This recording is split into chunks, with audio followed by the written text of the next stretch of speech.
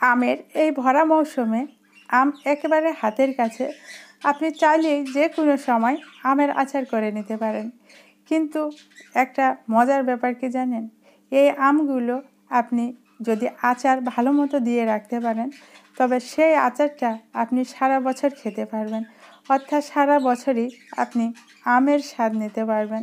তো আজকের এই আচারটা আমি এমনভাবে আপনাদেরকে দেখাই দিব, যদি এইভাবে আপনারা এই আচারটা করে রাখেন, তাহলে বছরের শেষে অর্থাৎ জানুয়ারি, ফেব্রুয়ারি, মার্চ মাসে তখন এত সুস্বাদু করে এই আচারটা খেতে পারবেন যেটা বলার মতো না।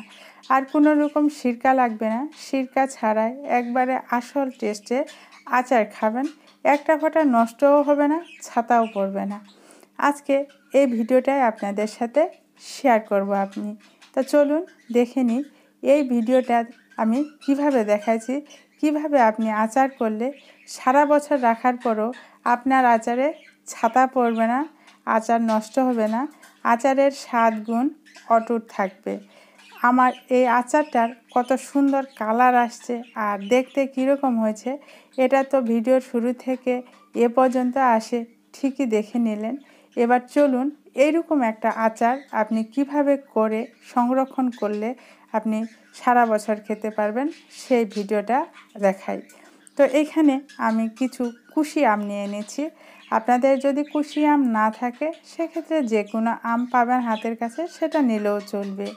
এরপরে আমগুলো ভালো মতো ধুয়ে নিচ্ছি, ধুয়ে নেওয়ার পরে খোসাটা ছাড়াই নিচ্ছি।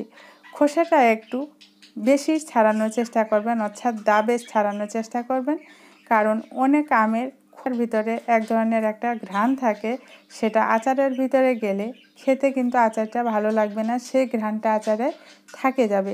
এটা বলছি কেন জানেন, আমাদের একটা এরকম গাছ ছিল, তো এই অভিজ্ঞতা আমার হয়েছে সেখান থেকে। আমি আমগুলো একটু দাবেই ভালো করে খোসা ছাড়াই নিলাম সবগুলোই। এরপরে এই আমগুলো আমি কাটে নেব অফ ক্যামেরায়, কেননা আমগুলো এত বাড়তি ছিল যে এটা দুই হাতে কাটতেও অনেক কষ্ট হচ্ছিল। তো এই জন্য অফ ক্যামেরায় আমি কাটে নিয়েছি, কারণ যেহেতু আমি একাই ক্যামেরা করি তো এই জিনিসটা আমি দেখাতে পারিনি। কাটার পরে ভিতরের বিচিটা ফেলে দিচ্ছি আর প্রতিটা আম 6টা ভাগে ভাগ করছি।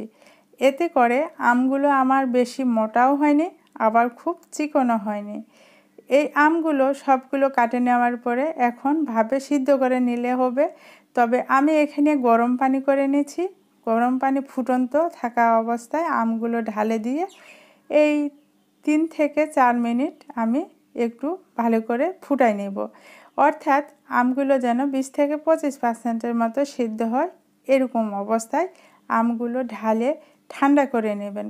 নিশ্চয়ই পানি দিবেন না, কারণ পানি দিলে আচারটাতে আপনার ভালো হবে না। এজন্য পানি ছাড়াই ঢালে নিয়ে কিছুক্ষণ রেখে দিলে সব পানি ঝরে যাবে। তারপর শুকনো হয়ে আসবে যখন আমগুলো, তারপর দিয়ে দিচ্ছি হলুদ। আপনি চাইলে এখানে সরিষা বাটাও অ্যাড করে দিতে পারেন, সেটা দিলেও ভালো লাগবে, তবে আমি দিইনি, কারণ আমাদের বাসায় সরিষা বাটাটা খেতে অত পছন্দ করে না।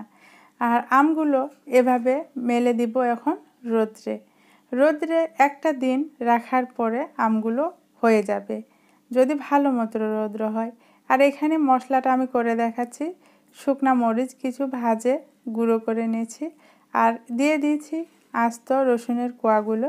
এগুলো খোসা সমেত ভাজে নেব, ভাজে নেওয়ার পর খোসাগুলো ছাড়াই নেব।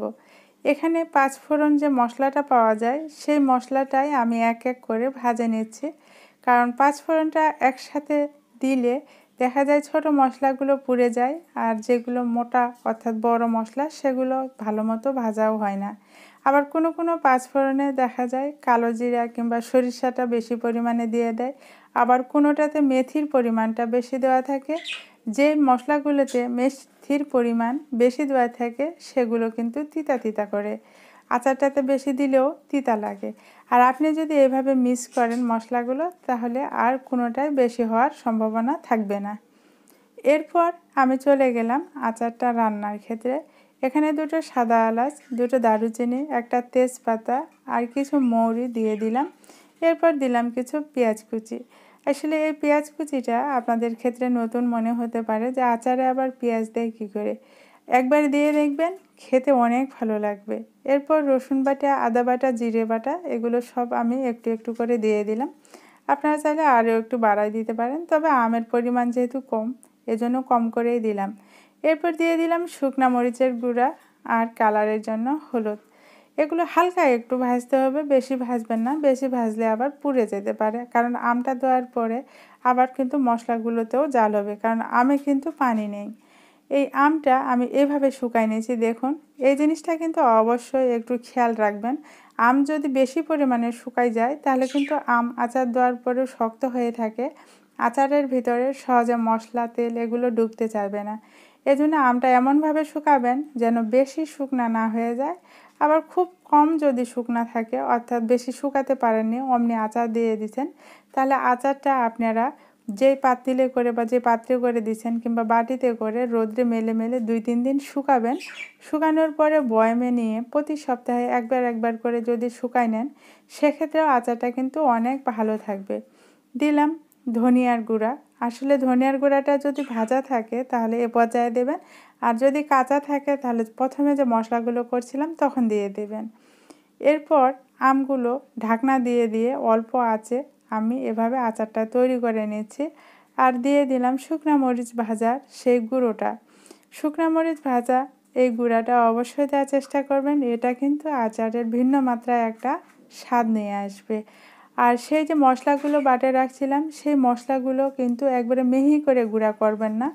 এরপর সেখান থেকে মশলা দিয়ে দিলাম 2 চামচ পরিমাণ, আরও পরে কিছুটা মশলা আমি যোগ করে দেব। এভাবে আচারটা নাড়ে চাড়ে নামায় নেবেন, বেশিক্ষণ নাড়তে যাবেন না যেন আবার মশলাগুলো পুড়ে না যায়। যদি মশলা পুড়ে যায় তাহলে কিন্তু আচার খেতে ভালো লাগবে না, আচারে এক ধরনের ঘ্রাণ চলে আসবে। এজন্য যখন দেখবেন যে আচারটা হয়ে আসছে শেষের দিকে তখনই বন্ধ করে দেবেন চুলাটা। আর এরপর এই আচারটা আমি বয়মে রেখে প্রতি সপ্তাহে বা 15 দিনে একদিন করে আচারটা যদি রোদ্রে দেওয়া যায় তাহলে আচারে কোনো রকমের বদ গন্ধ আসবে না। অর্থাৎ বেশি দিন আচার থাকলে যে একটা আচার খুললে মানে গন্ধযুক্ত লাগে সেটা আসবে না, আচারের ঘ্রাণ স্বাদ থাকবে অটুট। আর কতটা খেতে ভালো হবে এই আচারটা যদি একবার বানান তাহলেই বুঝতে পারবেন। আচারের যে সতর্কতাগুলো বলে দিলাম, অর্থাৎ আম শুকানোর ক্ষেত্রে আমটা অবশ্যই বেশি করে শুকাবেন না, একটা রোদ দিলেই যথেষ্ট। এভাবে আমটা শুকায় রাখলে এই আচারটা আপনি জানুয়ারি, ফেব্রুয়ারি, মার্চ মাসে খেলেও আচারের স্বাদ থাকবে একবারে অটুট। আর এই আচারটাতে একটু চিনির পরিমাণ বেশি দিবেন, কারণ বেশি দিন আচার থাকলে এমনিতে টক হয়ে যায়, আর যত থাকবে তত আমগুলো